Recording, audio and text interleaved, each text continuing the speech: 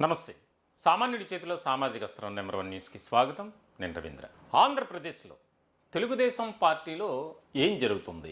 తెలుగుదేశం పార్టీలో కొంతమంది నాయకులు అసంతృప్తితో ఉన్నారా? నిరాశలో ఉన్నారా? నిస్పృహతో అలా పార్టీలో ఉన్నారా?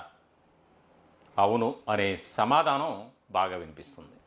తాజాగా తెలుగుదేశం పార్టీ అధినేత నారా చంద్రబాబు నాయుడు తీసుకున్నటువంటి ఒక కీలకమైనటువంటి నిర్ణయం తన కుమారుడు మంత్రి నారా లోకేష్కు పార్టీ పగ్గాలు అప్పగించడం.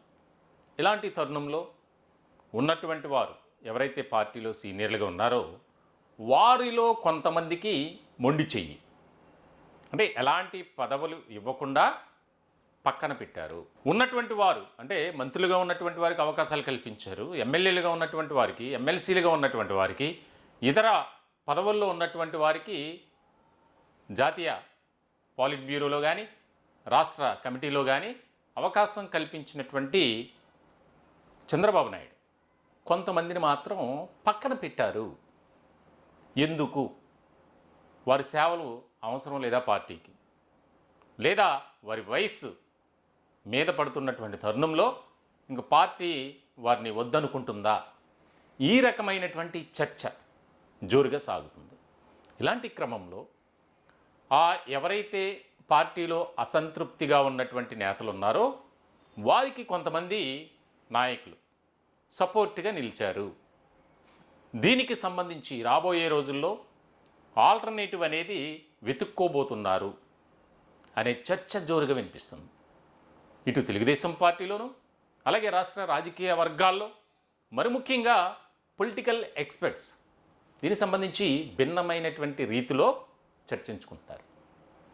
ఇప్పటి వరకు తెలుగుదేశం పార్టీ ఏర్పాటైన తర్వాత కీలకమైనటువంటి బాధ్యతలు స్వీకరించినటువంటి చంద్రబాబు నాయుడు ఆయన అండర్లో ఉండగా ఎలాంటి పరిణామాలు కానీ అంటే దీనికి సంబంధించి మార్పులు చేర్పులు పెద్దగా జరగల, రొటీన్గా జరుగుతూ వచ్చింది. కానీ ఈసారి జరిగినటువంటి ఆ యొక్క కమిటీల కూర్పులో చాలా కీలకమైనటువంటి పరిణామాలు ఎప్పుడూ లేని విధంగా జరిగాయి. దీనికి సంబంధించి సామాజిక వర్గాలు, సీనియర్లు అంకితభావం, నీతి నిజాయితీ అని చెప్తున్నప్పటికీ చిన్నబాబు లోకేష్కు సంబంధించినటువంటి వారికే అధిక ప్రాధాన్యతనిచ్చారు. అంటే రాబోయే రోజుల్లో పార్టీకి సంబంధించి కీలకమైనటువంటి నిర్ణయాలు తీసుకునేటువంటి అవకాశం లేకుండా చంద్రబాబు నాయుడు ఆయన తన కుమారుడికి అప్పగించారు అనేది ఇప్పుడు ప్రధానంగా వినిపిస్తుంది. దాదాపుగా తెలుగుదేశం పార్టీలో 3-4 దశాబ్దాల నుంచి ఉన్నటువంటి వారు చెప్పేటువంటి మాటలను ప్రాతిపదికన తీసుకొని నిర్ణయాలు కానీ ఆలోచనలు కానీ అన్నీ కూడా చంద్రబాబు నాయుడు పాటించేవారు గతంలో. కానీ ఇప్పుడు మారినటువంటి సమీకరణాలు కానీ వీటన్నిటినీ బేరీజ్ వేసుకుంటే రాబోయే రోజుల్లో ఇంకా ఏకపక్షమైనటువంటి నిర్ణయాలు ఉంటాయి. అలా అని చెప్పి నారా లోకేష్ ఆయన వ్యక్తిగతంగానో అట్లా తీసుకుంటారని కాదు ఇక్కడ. కానీ పార్టీలో ఉన్నటువంటి సీనియర్లకు సముచితమైనటువంటి స్థానం దక్కే అవకాశాలు తక్కువ. ఏదైతే లోకేష్కు అనుకూలంగా ఉండేటువంటి నాయకులు ఉంటారో వారికే హై ప్రయారిటీ అనేది ఇక్కడ చాలా క్లియర్గా మనం అర్థం చేసుకోవాలి. గతంలో చాలా సందర్భాల్లో నారా చంద్రబాబు నాయుడు చెప్పేటువంటి మాట పార్టీలో అంకిత భావంతో పనిచేసేటువంటి వారు, యువకులకు, మహిళలకు, బడుగు బలహీన వర్గాలకు అధిక ప్రాధాన్యతనివ్వబోతుంది తెలుగుదేశం పార్టీ అని పదే చెబుతూ వస్తున్నారు. ఇట్లాంటి క్రమంలో లోకేష్కు పార్టీ పగ్గాలు అప్పగించిన తదుపరి ఒక రకమైనటువంటి భిన్నమైనటువంటి స్వరం పార్టీలో వినిపిస్తుంది. దీనికి సంబంధించి నేను పేర్లు తర్వాత మరొక వీడియోలో చెప్తా. ఎవరెవరు ఎలాంటి అసంతృప్తితో ఉన్నారు, గతంలో వారు ఎలాంటి పదవులను నిర్వర్తించారు, బాధ్యతలు తీసుకున్నారు, ఇవన్నీ కూడా. అయితే దాదాపుగా కొంతమందితో ఏ కమిటీలు అయితే బయటకు వచ్చినాయో దానికి సంబంధించి ఆ జాబితాలో ఎవరెవరి పేర్లు లేవో వారితో చంద్రబాబు నాయుడు మాట్లాడారట. దీనికి సంబంధించి అంటే వారిని సముదాయించేటువంటి ప్రయత్నం. ఎందుకంటే ఎవరైనా సరే ఒక రాజకీయ పార్టీని ఎన్నుకున్నప్పుడు అంటే ఆ పార్టీలోకి వచ్చినప్పుడు తన పొలిటికల్ జర్నీ కానీ కెరీర్ కానీ చాలా ముఖ్యంగా చూస్తారు. ఎందుకంటే ఇంకా రాజకీయాల్లోనే మనం ఉండాలి అనే ఉద్యోగాన్ని వదిలేసిన వాళ్ళు ఉంటారు.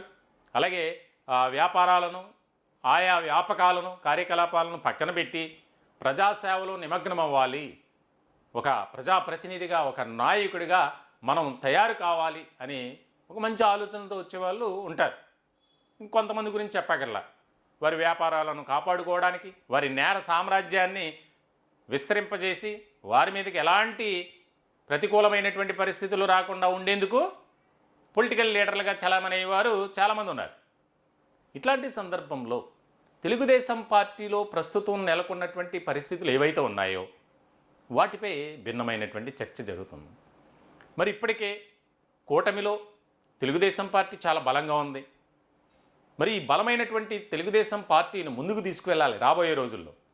ఈ రకమైనటువంటి భేదాభిప్రాయాలు వస్తే, వివాదాలు కనుక చుట్టుముడితే పార్టీకి చాలా తీవ్రమైనటువంటి నష్టం. మరోపక్క జాతీయ రాజకీయాల్లోకి చంద్రబాబు నాయుడు వెళ్తారు.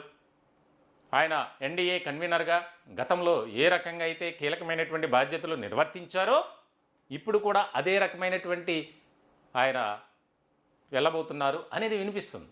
ఇట్లాంటి క్రమంలో తెలుగుదేశం పార్టీ ఒక రకమైనటువంటి క్రమశిక్షణకు కేర్ ఆఫ్ అడ్రస్గా ఉన్నటువంటి పార్టీ. మరి ఇలాంటి పార్టీలో అప్ అండ్ డౌన్స్ వస్తే, ఇబ్బందికరమైనటువంటి పరిస్థితులు వస్తే, పార్టీలో ఉన్నటువంటి నేతల మధ్య వర్గ విభేదాలు కలిగితే ఇప్పటికే మొదలైంది.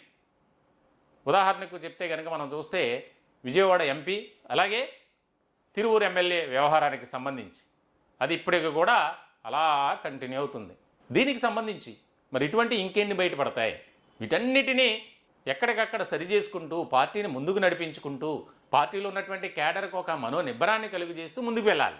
ఇది పార్టీ నాయకుడిగా, అధినాయకుడిగా చంద్రబాబు నాయుడుపై ఉన్నటువంటి ఒక బిగ్ టాస్క్. కానీ రాబోయే రోజుల్లో ఈ రకమైనటువంటి పరిణామాలు ఉంటాయా అంటే అంతంత మాత్రమే అనేది పొలిటికల్ సర్కిల్లో వినిపిస్తున్నటువంటి మాట.